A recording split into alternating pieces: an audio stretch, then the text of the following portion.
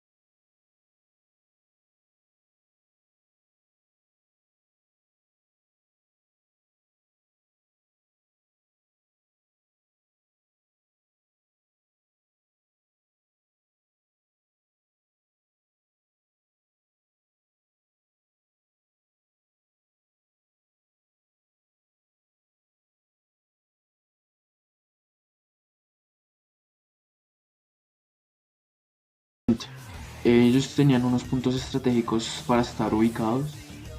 El rural sería en ambientes selváticos, terrenos montañosos, los cuales se encargaban de establecer minibases militares.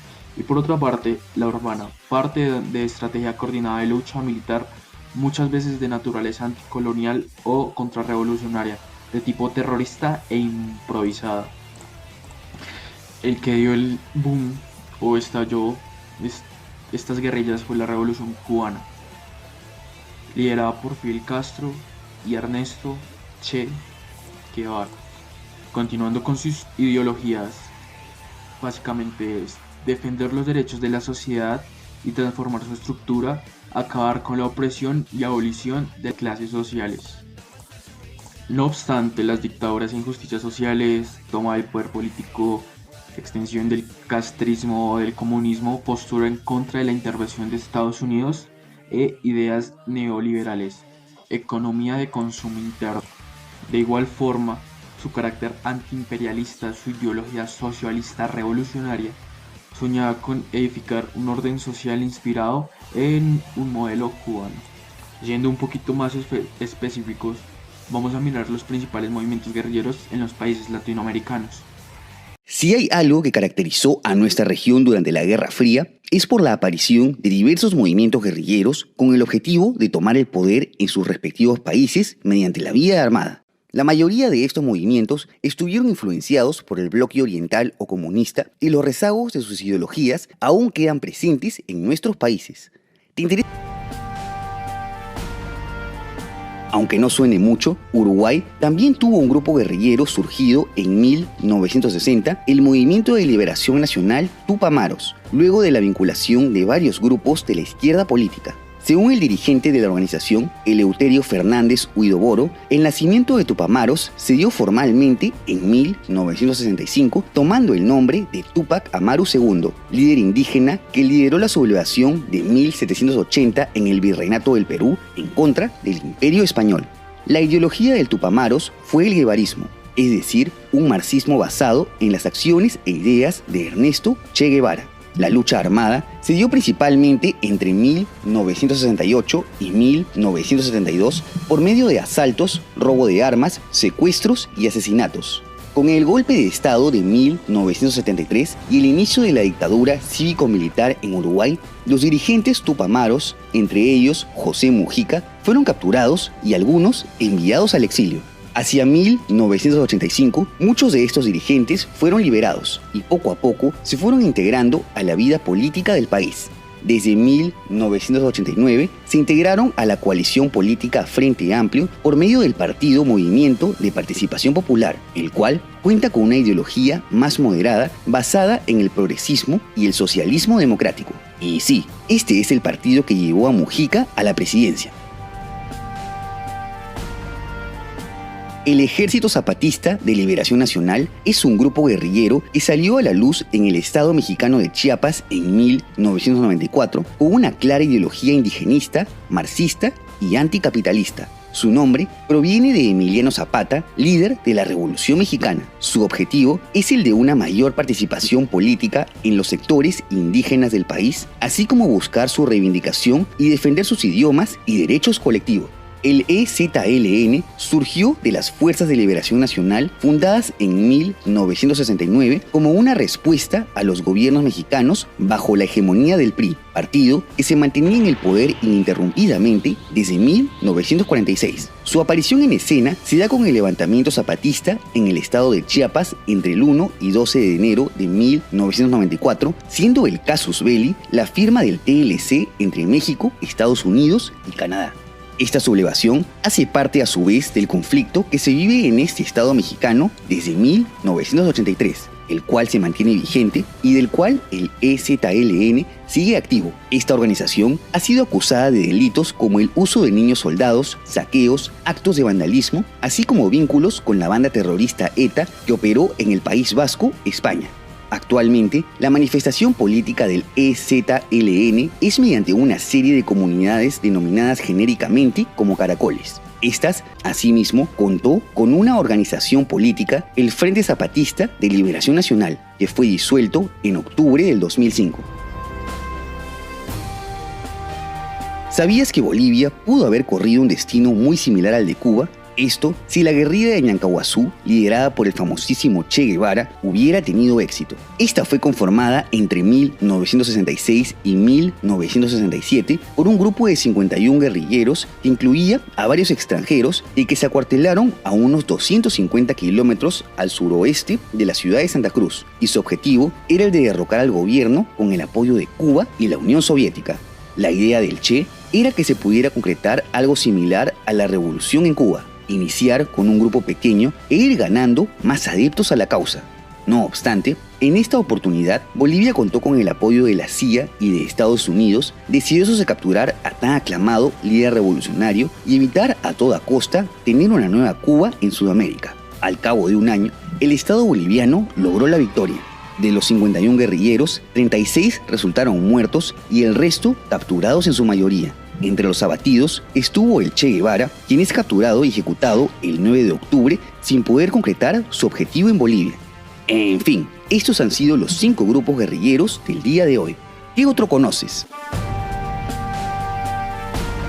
El nombre de Sendero Luminoso resuena hasta hoy en día en el Perú como un sinónimo de uno de los episodios más tristes de su historia contemporánea.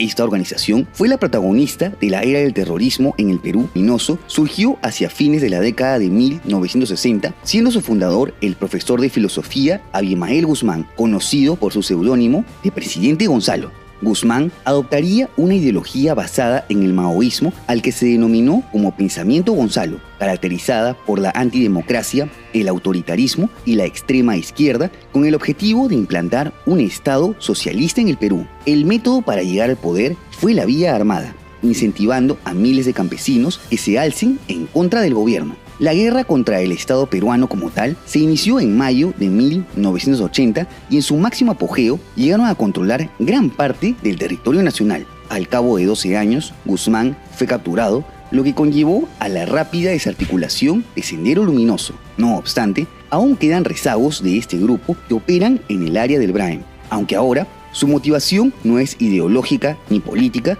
sino relacionada al tráfico de drogas. Asimismo, su brazo político sigue presente en el Movadef.